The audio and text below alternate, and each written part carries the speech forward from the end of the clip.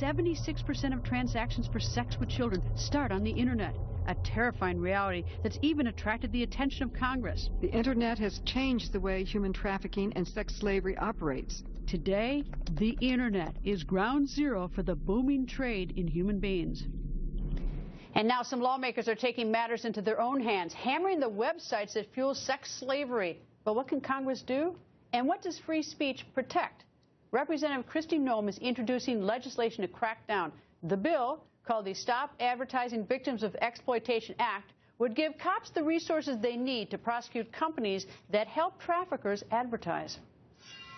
76% of the trafficking that occurs in this country occurs over the internet. And we have over 5,000 different websites that sell children and women for sex, and I think it's a shame, and we need to shut it down, and we just had problems with that in the past. You know, I can't think, how do you find 5,000 people that want to be that cruel to set up a website like that? I mean, forget even the people that are buying it. I mean, it is such a big problem lurking out there. Well, you know, trafficking has always happened. It's just that the traffickers are using different tools today, and really for them the advantage is they're separated from it. So it protects them in a way that if they can sell people over the internet and set up these kind of rendezvous and things that they're doing. So for us, we've had to change our laws and address our laws so that we can go after and prosecute websites that knowingly sell our kids for sex. And they're quite clever how they do it so that they can try to skirt the law. It's amazing how clever they are. Yeah, the internet protection laws have been very facilitating towards allowing this to happen. So what we've tried to do is to put it specifically in language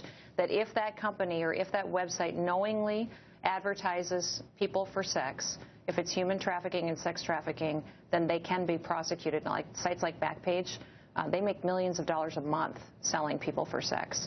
And they do it under the guise of some kind of escort services, or they call it body rub servicers. But what it really is, once you get into those engagements, is trafficking. And that's why we had to go after them so severely with this act. This is coast to coast, isn't it? You know, people tend to talk about it with like the Super Bowl or big events that come up.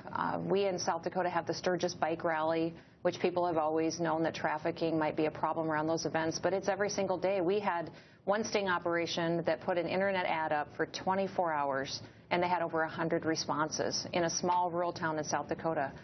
In the western part of our state, they had an internet ad up for 2 days and got over 270 responses. So this is in where I like to think of as kind of mid-America, where we have very low unemployment, we have a rural, wholesome way of living, and you know, most people that live in our state don't think we have a problem, and that's why it's been such a big hurdle to educate everybody about the dangers that are